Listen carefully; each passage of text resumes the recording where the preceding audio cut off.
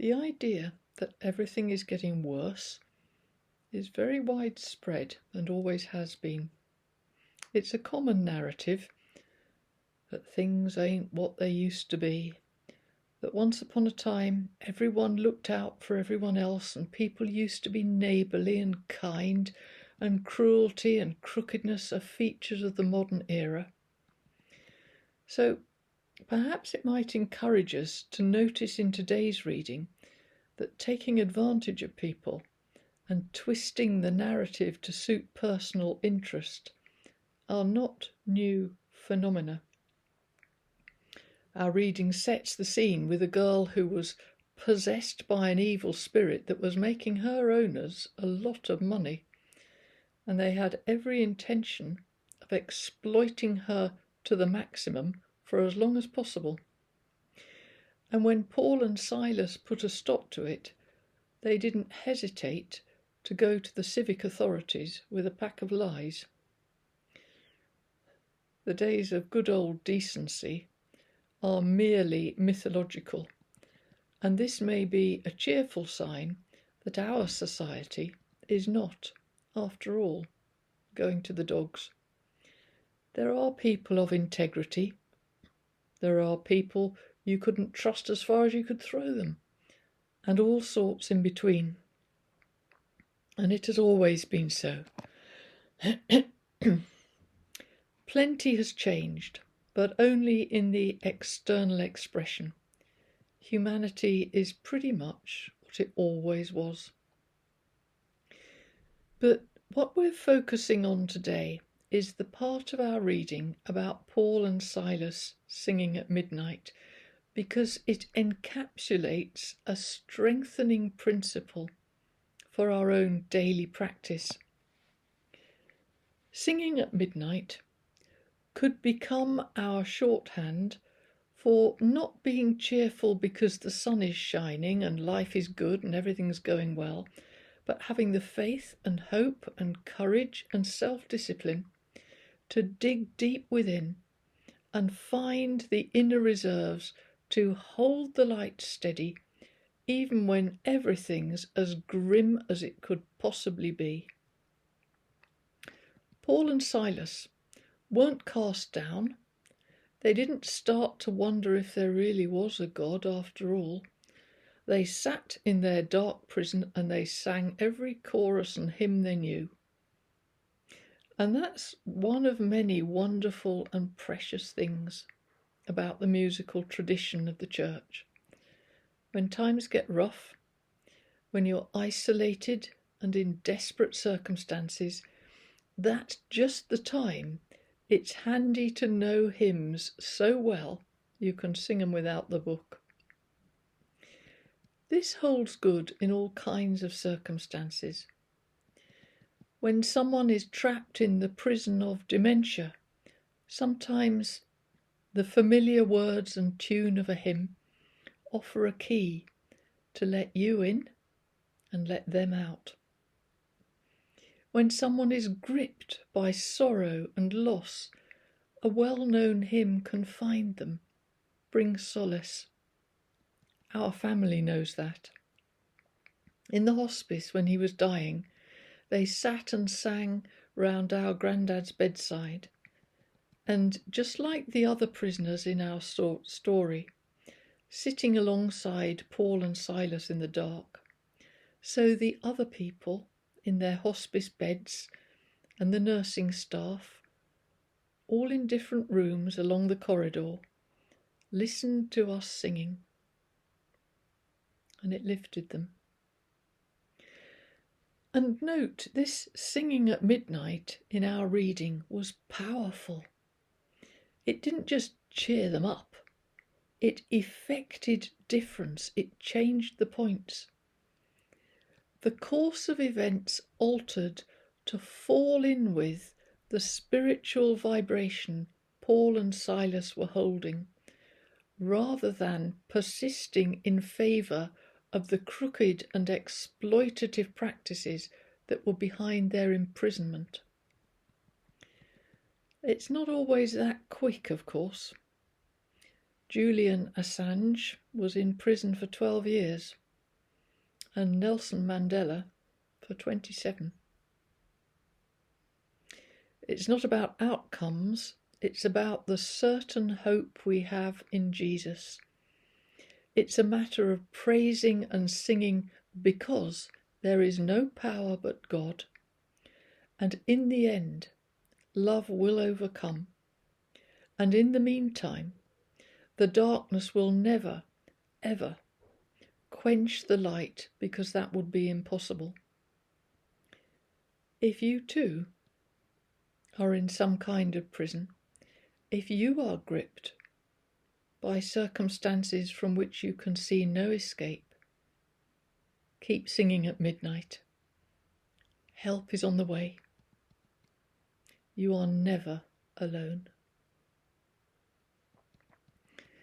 We should notice as well that Paul and Silas were kind to that jailer.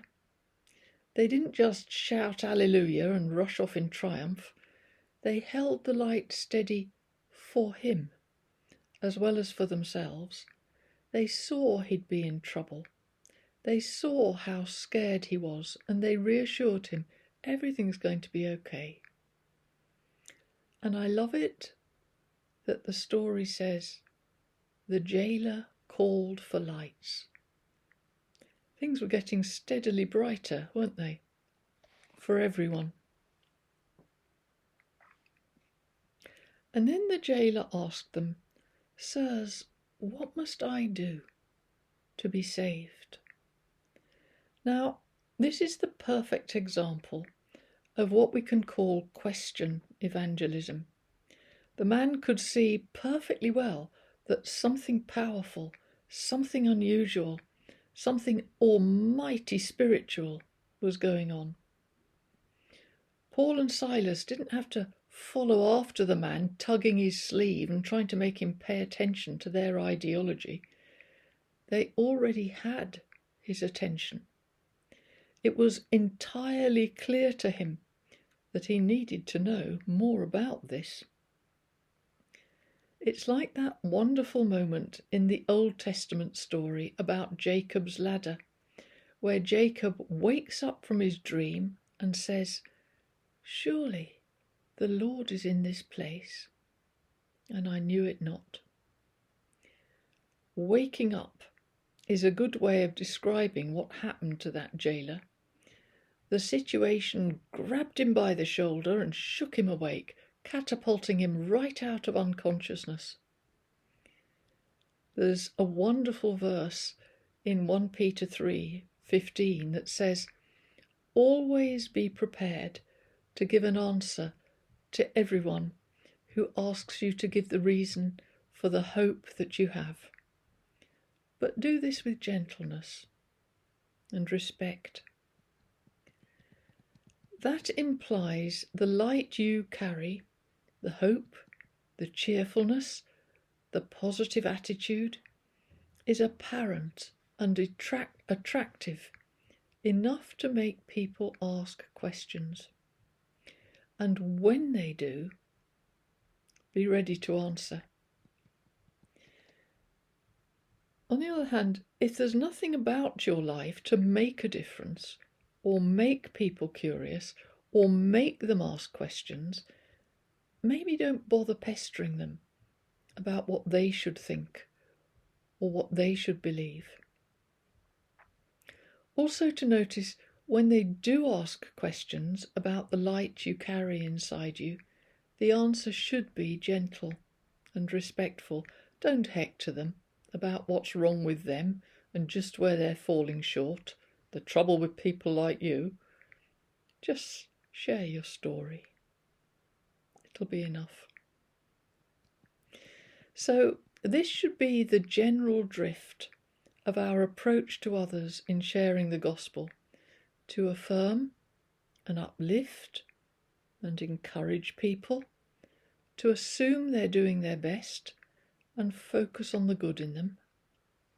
None of this posting memes on Facebook explaining exactly where we're right and other people have got it wrong. And then there's the interesting interlude in our story about Paul and Silas's release from prison being escorted out protected the now Christian jailer from future reprisals because he wasn't the one who released them. The authorities were. This was quite important and shows some very realistic, quick thinking on Paul's part. Faith and hope are essential, but a bit of shrewd and practical common sense goes a long way as well. And then finally, where did they go when they were released? To Lydia's house. Female leadership in the early church right there on the page. But I love also that it was Lydia's house, the informal, home-based model of being the church. We lost a lot when it ossified into institutions, even though that enabled us to establish and consolidate trustworthy principles of the faith for generations to come. I have a feeling that Lydia's house, the simplicity, the informality, may be the future for the church today. So, to sum up, 1. When things get dark, remember you are the light.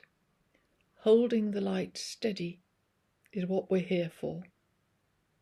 Praising God is always appropriate because we do already have the victory.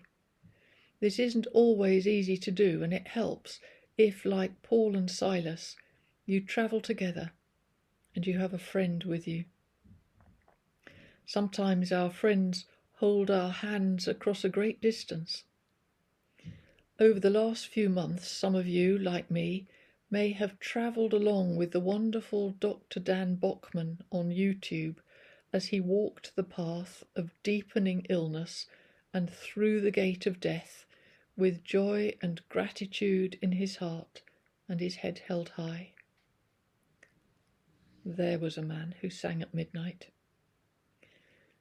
But one of the ways he and his family were supported in holding their light steady was through all the people they had never physically met, but who gathered around them from the 4 corners of the world to hold them in prayer and help them with their medical bills and let them know they weren't alone.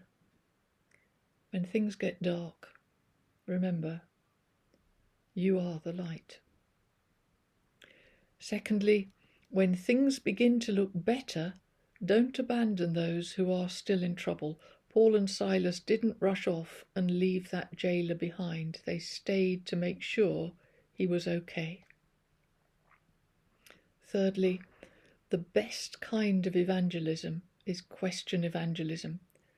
Don't impose your perspective on others, however good an idea it may seem at the time.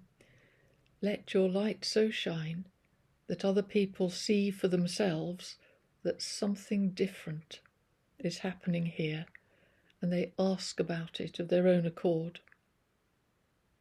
Fourthly, be gentle and respectful when you share the gospel story.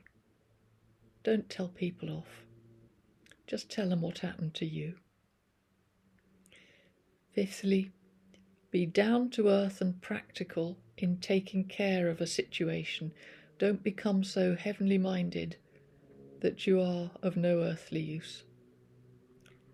And finally, foster the informal networks, small home-based groups where people really know one another and are true friends, like this one here at the Campfire Church on Facebook.